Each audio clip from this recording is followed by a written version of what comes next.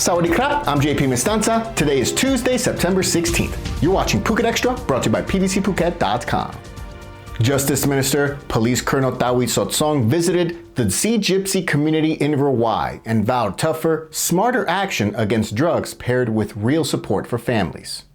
He says enforcement alone has not worked and orders an integrated plan: prevention, treatment, rehabilitation, and targeted suppression, backed by jobs, youth activities, and better access to education. Officials from the ONCB, Corrections Department, ISOC Phuket, Chalong Police, Rawai Municipality, and community leaders joined the visit to hear concerns firsthand. The minister noted the village's unique culture, but also its pressures: land insecurity, flooding, irregular incomes, and the risk that youths as young as 12 to 13 are being pulled into the drug trade. To help immediately, he said he would request the Department of Corrections to assign well-behaved inmates to assist with community projects and told agencies to coordinate closely with local leaders. The numbers show why urgency is needed. From February to September, Muang district officers report 29 drug arrests with 1,747 meth pills and just over 20 grams of crystal meth seized in the area. Chalong police made 31 arrests, seizing just over 1,700 pills and 114.2 grams of crystal meth. Community representatives echoed the need for long-term solutions that align cultural identity with tourism-driven livelihoods. For more, visit thephuket.news.com. Phuket is setting an ambitious goal for the coming high season: 550 billion baht in tourism revenue, about 10% higher than last year and edging back toward 2019's levels. The Phuket Tourist Association says the signs are strong. Direct international flights are rising, potentially from China too, and advance bookings for November through January are robust from both European and Asian markets. Average occupancy rates is expected around 90%, which is similar to last year. In the first 7 months of this year, Phuket has already earned more than 290 billion baht, leaving roughly 200 billion to reach the target. Local tourism leaders stress that the focus is not only on headcount, but on, quote, quality tourists, noting longer stays across key markets. That shift supports hotels, restaurants, and wellness operators and local jobs, while also easing pressure compared with sheer volume growth. But there are cautions. Infrastructure limits mean visitor numbers likely won't exceed the 2019 banner year. Overcrowding could harm Phuket's reputation for health, wellness, and relaxation, as well as affect daily life for residents. But authorities say that they are trying to help. Police traffic measures on Tepgrasatri Road, closing some U-turns and intersections, have made a noticeable decrease in travel times from the north of the island to the south and vice versa. For more, visit thephuket.news.com. Police have seized more than 200,000 methamphetamine pills after a high-speed chase in Tacuapa and Phang Nga, cutting off a major drug run along Highway 4. The Central Investigation Bureau highway officers spotted a gray racing modified pickup driving erratically near kilometer marker 736 on Monday and moved to stop it. The driver, identified only as Imrohem, accelerated, then threw 2 black bags from the vehicle before officers forced the truck to a halt and arrested him. Inside the discarded bags, officers found 100 bundles, each bundle containing 10 packs of 200 pills, totaling about 200,000 orange tablets stamped WY, wrapped in wax paper marked UFO 999. The suspect and evidence were taken to Tacuapa Police Station for further investigation and charges. The operation was directed by CIB Commissioner Police Lieutenant General Jirapop Puridet with the Highway Police Division and coordinated units from Phang Nga, Krabi, and Phuket.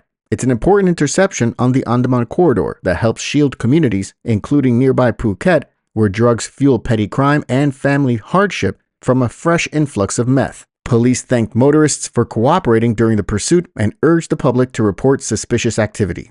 For more, visit thephuket.news.com.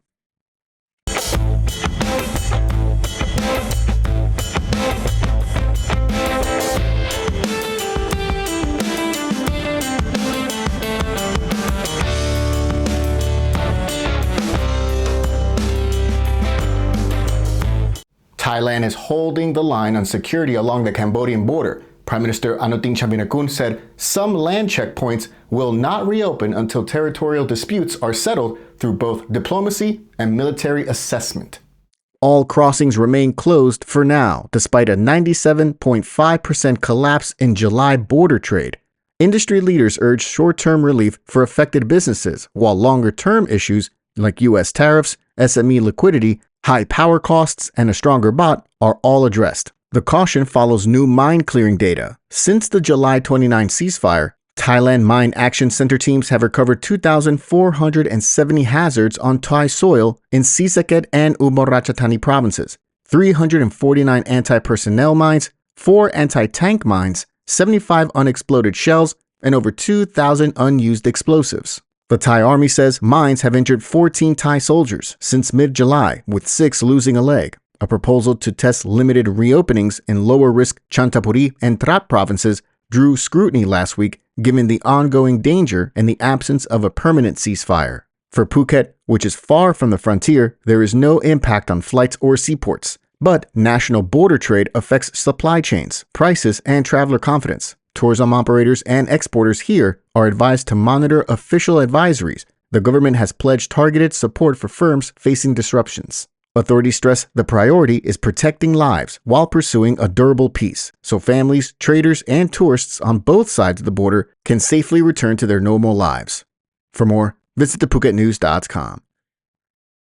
Thailand's Senate is urging urgent fixes to stop innocent people from getting their bank accounts frozen during nationwide crackdowns on mule accounts.